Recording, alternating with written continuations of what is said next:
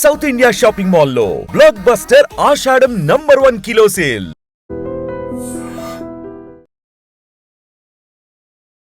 ప్రియుడి చేతిలో అత్యంత దారుణంగా హత్యకు గురైంది ఓ వివాహిత. డాక్టర్ బిఆర్ అంబేద్కర్ కోనసీమ జిల్లా రాజోలులో దారుణమైన ఘటన కలవరపాటుకు గురి చేస్తోంది. ఈ మధ్యకాలంలో అనేక నేర ఘటనలు చూస్తే ఎక్కువ శాతం ఆస్తి తగాదాలు, అక్రమ సంబంధాల వల్లే ఎన్నో హత్యలు జరుగుతూ ఉన్నాయి. ఈ నేపథ్యంలోనే ఇప్పుడు ఈ ఘటన మరొకసారి సంచలనంగా మారింది. ఓలేటి పుష్ప అనే 22 ఏళ్ల మహిళకు మొదట ఒక వ్యక్తితో పెళ్ళయింది. అతని నుంచి ఆమె విడిపోయింది, విడాకులు కూడా తీసుకుంది. ఆ తర్వాత గత కొద్ది నెలల క్రితం షేక్ సమ్మ అనే వ్యక్తితో పరిచయం ఏర్పడింది. వీరిద్దరూ కూడా పుష్ప, షేక్ సమ్మ 6 నెలలుగా సహజీవనం చేస్తున్నారు. అయితే షేక్ సమ్మకి మద్యం అలవాటు ఉంది. ఈ అలవాటులోనే చాలా గొడవలు, ఘర్షణలు ఇద్దరి మధ్య జరుగుతున్నాయి, తగాదాలు జరుగుతున్నాయి. అయితే పుష్ప తల్లి, అన్నపైన కూడా మధ్యలో దాడి చేస్తుండగా ఈ పుష్ప అడ్డుపడటంతో ఆమె ఛాతిపైన, కాలుపైన ఆయన కత్తితో పొడిచి పరారైపోయాడు. తీవ్ర రక్తస్రావం జరిగి పుష్ప ప్రాణాలు విడిచింది. ఎంత దారుణాతి దారుణం! భర్తతో విడిపోయింది, విడాకులు కూడా తీసుకున్నటువంటి ఆమె ఇప్పుడు ఈ యువకుడినే నమ్మింది, తనతో జీవితాన్ని పంచుకోవాలి అనుకుంది, నమ్మింది. కానీ ఇంత దారుణంగా వ్యవహరిస్తాడు అని ఆమె ఊహించలేదు. ఒకటి ఏంటంటే ఇక్కడ మనం చూడొచ్చు, పెద్దలు కుదిర్చినటువంటి పెళ్లి సంబంధాలు ఏదైతే ఒక క్రమ పద్ధతిలో వెళ్తున్నాయో కుటుంబ సభ్యులు కూడా ఇన్వాల్వ్ అవ్వటానికి ఒక అవకాశం ఉంటుంది. ఎందుకంటే ఇరు కుటుంబాలు సంప్రదింపులు జరుగుతాయి, మాటలు జరుగుతాయి, ఒకరి పరిస్థితి ఒకరు తెలుసుకునే స్థాయిలో. అంటే పెద్దలు కుదిర్చిన పెళ్ళిళ్ళ వల్ల ఎక్కడా కూడా నేర ఘటనలు జరగలేదా అంటే తక్కువ శాతం అని చెప్పుకోవచ్చు. కానీ వివాహేతర సంబంధాల వల్ల మాత్రం హత్యా నేరాలు చాలా పెరుగుతున్నాయి. అది కూడా ఈ మధ్య కాలంలో జరుగుతున్నటువంటి నేర ఘటనలు చూస్తే గనక ప్రియుడు మోజులో పడి భర్తను చంపేస్తున్న మహిళల్ని చూస్తున్నాం.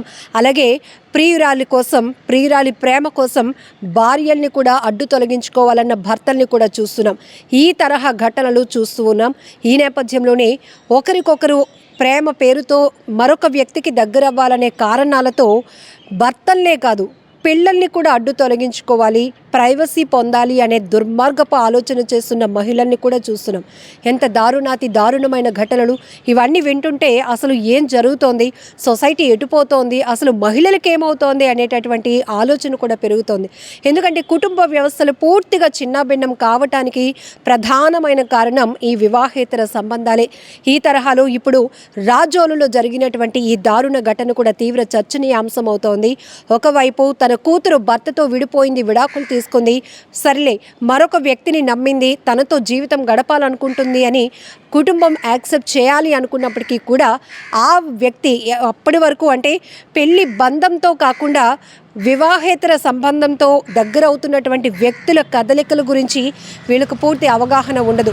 కేవలం ఆ వయసు కావచ్చు, లేకపోతే ఆలోచన, ఒక తోడు కావాలి, భర్తకు దూరంగా ఉన్నాం కాబట్టి మన జీవితంలో ఇంకొక తోడు కావాలని వెతుక్కునే ప్రయత్నంలో నిజాలు తెలుసుకోలేకపోతున్నారు.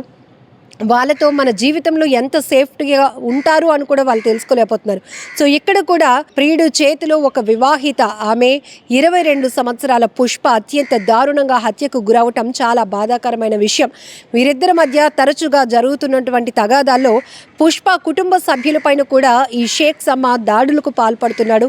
ఈ నేపథ్యంలోనే నిన్న జరిగినటువంటి పుష్ప వాళ్ళ తల్లి, అన్నపైన ఆయన గొడవకు దిగటమే కాదు, దాడి చేసే ప్రయత్నం చేసినప్పుడు పుష్ప అడ్డుపడింది. ఈ అడ్డుపడినటువంటి క్రమంలోనే అయ్యో నన్ను నమ్మి వచ్చింది, వీళ్ళని జాగ్రత్తగా చూసుకోవాలి, తన అలవాటు మార్చుకోవాలి అనే ఆలోచన కాకుండా మధ్యలో విచక్షణ కోల్పోయినటువంటి షేక్ సమ్మ ఆమె పైన ఛాతి పైన బలంగా కత్తితో పొడిచాడు, కాలుపై కూడా పొడిచాడు. తీవ్ర రక్తస్రావం అవుతూ ఆమె మృతి చెందినటువంటి బాధాకరమైన ఘటన ఇక్కడ మనం చూడొచ్చు. ఈ మధ్య కాలంలో చాలా ఘటనలు ప్రధాన కారణంగా ఇదే జరుగుతున్నాయి. వివాహేతర సంబంధాలు, అక్రమ సంబంధాల వల్లే హత్యా నేరాలు అంతకంతకు పెరుగుతున్నాయి. పోలీసులు కూడా కొన్ని కుటుంబ తగాదాలు, ఫ్యామిలీ కౌన్సిలింగ్ల వరకు వెళ్ళినా కూడా, మానసిక నిపుణులు కూడా ఎప్పటికప్పుడు హెచ్చరిస్తున్నా కూడా ప్రాక్టికల్లోనికి ఎవరు రావటం లేదు. కేవలం అప్పుడున్నటువంటి పరిస్థితులకి వాళ్ళు లొంగిపోతున్నారు. కానీ ఇలా ప్రాణాలు కూడా పోగొట్టుకుంటున్నారు. ఉంటారు అని మాత్రం ఎవరూ ఊహించలేకపోతున్నారు. ఏదేమైనా ఇప్పుడు పరారీలో ఉన్నటువంటి షేక్ సమా కోసం పోలీసులు గాలింపు చర్యలు కొనసాగిస్తున్నారు. సో అతను ఎక్కడికి పారిపోయాడు అనే దానిపై ఇప్పటికే 2 టీంలను కూడా ఫామ్ చేశారు. 2 బృందాలు అతడి కోసం గాలిస్తున్నాయి. సమాచారం ఎవరికైనా తెలిస్తే కూడా ఇన్ఫర్మేషన్ ఇవ్వాలని కూడా పోలీసులు చెప్తున్నారు.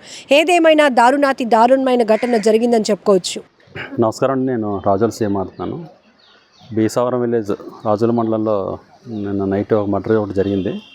ఓలేటి పుష్ప అనే ఆమె తన మొదటి భర్త విడిపోయి షేక్ షమ్మి అనే అతనితో 6 నెలలుగా సహజీవనం చేస్తుంది. అయితే అప్పుడప్పుడు చిన్న చిన్న గొడవలు జరుగుతున్నాయి. నిన్న కూడా అతను బాగా తాగి రావడం వల్ల ఎందుకు తాగి వచ్చామని చెప్పి అనే విషయం మీద చిన్న ఇష్యూ జరిగి గొడవ జరిగింది. అతను ఫుల్గా తాగేసి అతను అమ్మాయి బ్రదర్ మీదను తల్లి మీద అటాక్ చేశాడు. అడ్డుకోవడానికి ఈ అమ్మాయి వెళ్ళింది.